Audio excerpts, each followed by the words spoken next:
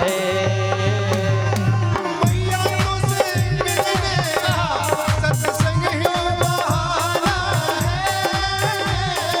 मैया तुझसे मिलने का संग तो बहाना है। मैया तुझसे मिलने का सत्संग ही बहाना है।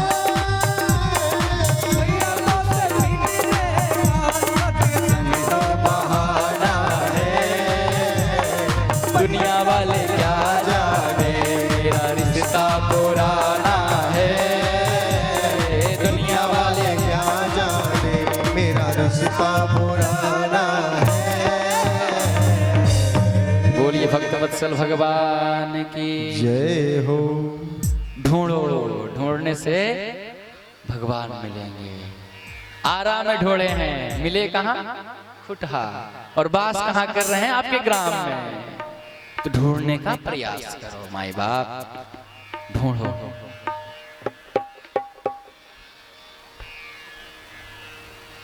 ढूंढने से भगवान मिलते हैं। हर कंकर शंकर है। हर कंकर शंकर है, इसलिए ढूंढने का प्रयास करो। कमियां मत निकालो। आप में क्या कमी है, आपके अंदर क्या दिक्कतें हैं, उसको मुझे नहीं देखना है। उसके अंदर क्या गुण है, उस विषय को लेना है। दत्तात्रेय कथा जब आती है भागवत में, तो उनके 24 गुरु हुए हैं।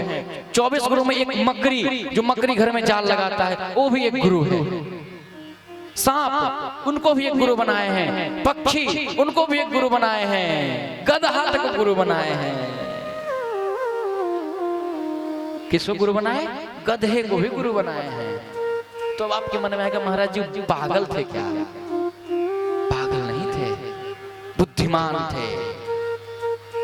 दत्तात्रेय का 24 अवतार में एक अवतार बताया गया है। 24 अवतारों में से एक अवतार दत्तात्रेय भगवान का है। भगवान का 24 अवतार नर नारायण का जब होता है भागवत में, उसमें एक अवतार दत्तात्रेय जी का ही बताया गया है।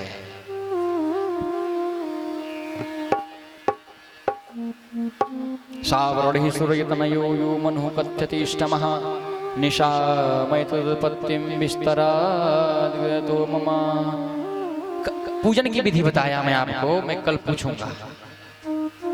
कन्या की पूजन, अब सुहासिनी की पूजन की विधि बताते हैं। फिर यज्ञ की ओर चलेंगे, फिर यज्ञ की ओर चलेंगे। यज्ञ क्यों? क्यों यज्ञ? क्यों? किस लिए?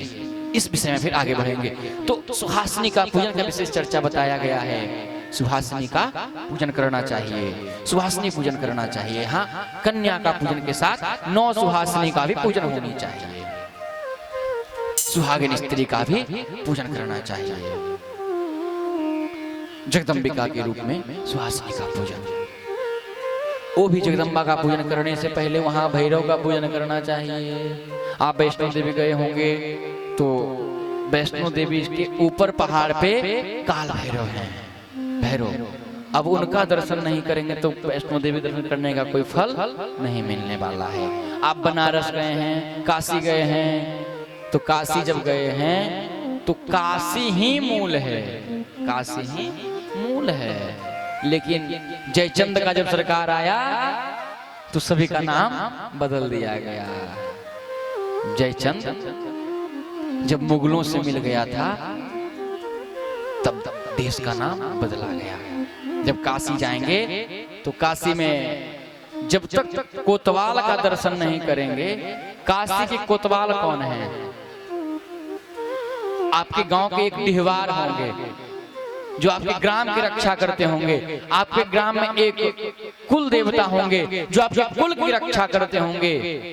आपके घर में एक वास्तु देवता जो घर में देवता होंगे, गृह देवता होंगे, वो आपके घर की रक्षा करते होंगे। एक क्षेत्रपाल देवता, पंडित जी रोज वहां यज्ञ में कहते हैं, यम यम यम यक्षरूपम से बदनम भूमि कंपायमानम सम सम सम संहारमूर्तिम शिर मुकुट जटा शेखरम चंद्रबिंबम।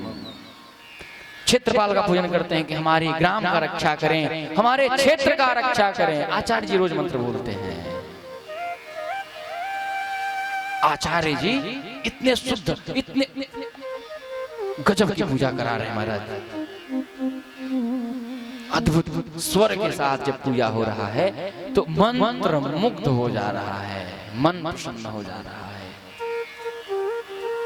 तो क्षेत्रपाल का पूजन होता है। उसी प्रकार जब काशी जाएंगे तो काशी का भी कोतवाल बाबा काल भैरव हैं। जब तक काल भैरव का दर्शन आप नहीं करेंगे तब तक आपको काशी जाने का फल नहीं मिलता है। और काशी भी आप तभी जाते हैं जब काल भैरव की इच्छा हो। अपने इच्छा से आप नहीं जाएंगे। आप घर में बैठ कथा सुन रहे हैं तब तक आप नहीं यहाँ आएंगे जब तक देवी की कृपा आपके ऊपर ना हो।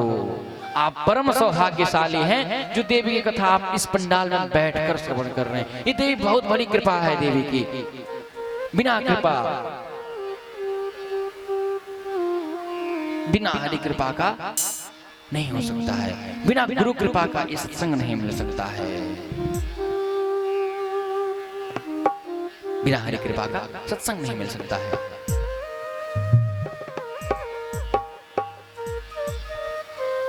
उसी प्रकार जब काल भैरव का दर्शन करेंगे तभी विश्वनाथ जी दर्शन करने का पुण्य फल प्राप्त होगा।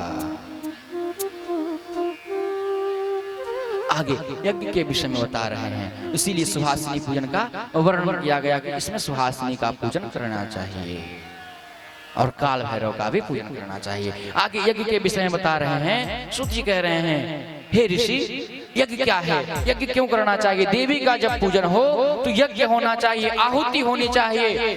प्रतिदिन यहाँ आहुति हो रहा है, हवन हो रहा है। हवन क्यों होना चाहिए?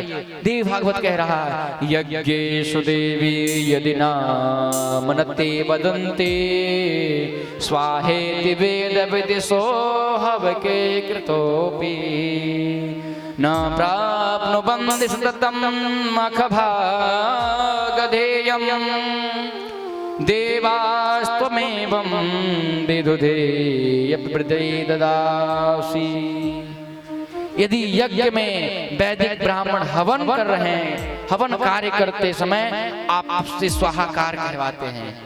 हवन में स्वाहाकार, यज्ञ देवी के कार्य में यज्ञ होना चाहिए। यज्ञ का विशेष महत्व है, यज्ञ के विशेष महत्व है।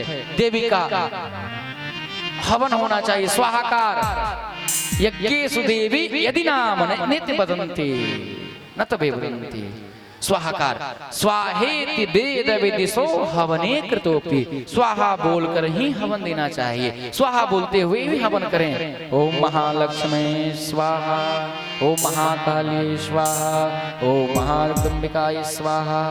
इस प्रकार स्वाहा करें तो स्वाहा बोलते हुए हवन करें। मृगी मुद्रा से हवन करें, ये नहीं कि सामग्री बहुत उठा के डाल दें। मृगी मुद्रा, इस प्रकार मुद्रा बना करके ही स्वाहाकार करें, स्वाहाकार करें। स्वाहेति वेद विदिशो हवने कृतोपि। ब्राह्मण, वैदिक ब्राह्मण वहां वेद मंत्र से आपका हवन करवा रहे हैं। आपके यज्ञ में भी सतचंडी पाठ हो रहा है, सतचंडी का पाठ हो रहा होगा यज्ञ मंडप में। हो रहा होगा नहीं, हो रहा है, होना ही चाहिए। सतचंडी यज्ञ में सतचंडी का पाठ हो रहा है। वहां ब्राह्मण देवता, भू देवता बैठ करके भगवान देवी की बीज मंत्र का जप कर रहे हैं और फिर स्वाहाकार करवा रहे हैं, हवन करवा रहे हैं। न प्राप्नोति सततं मखभाग्यधेयम्। ये सब करना चाहिए। द्राता वयं भगवती प्रथमं त्वया वे देवारिषं भवययादधुनां तथैवं भीतोऽसि देवि वरदे शरणं गतोऽस्मि घोरं निरक्षममुना कः कैटभञ्च। देवी का यहाँ प्राकट्य की कथा आ रही है। अब देवी का प्राकट्य का विषय आ रहा है। देवी के प्राकट्य होने से पहले मधु कैटभ का प्राकट्य होगा। भगवान नारायण शेष सैया पे सोए हैं और उनके कर्ण के मल से, कान के जो मैल है उस कर्ण के मल से दो राक्षस का उत्पत्ति हुआ। वो कौन है? मधु और कैटभ। मधु और कैटभ। मधुकैटभ का वध करने के लिए देवी का आगमन। तो मधुकैटभ घोर तपस्या किया, बहुत वर्षों तक तपस्या किया, 5000 वर्षों तक की इसमें विशेषता बताया गया कि 5000 वर्ष तक मधुकैटभ तपस्या किए हैं। जब 5000 वर्ष तपस्या की तो ब्रह्मा जी प्रसन्न हुए, बोले वर मांगो क्या चाहिए। मधुकैटभ बोला न हमें स्त्री मारे न पुरुष मारे, मुझे न स्त्री मारे न पुरुष मारे, स्त्री में इतनी सामर्थ्य न हो कि मुझे मार सके। पहली बात तो यह है कि न नर मारे, मुझे न देवता माने, विषय ये था, न नर न देवता, न भगवान मारे न कोई मनुष्य मारे, ये वरदान दो मुझे। पहले अमरता मांगा, भगवान बोले अमर तो नहीं होगे बाबा, जब इस मृत्यु लोक में आओगे तो अमरता तो नहीं मिल सकता, मरना तो पड़ेगा। आयु दे सकते हैं, हमारी आयु कितनी है 120 वर्ष, 4 दिया 12। हमारे आने वाले ग्रह को आप देखो, ज्योतिष के अनुसार, कुंडली के अनुसार आपके जीवन में कितने ग्रह आने वाले हैं, इसको अनुभूति करो। अपने हाथ को देखो, हाथ में देखो एक मस्तिष्क रेखा, एक भाग्य रेखा, इस रेखा को जो सामने कटा हुआ है इधर से इधर, इस रेखा को देखो, इसमें कितने कट है, और इस 4 उंगली को वहां रखो।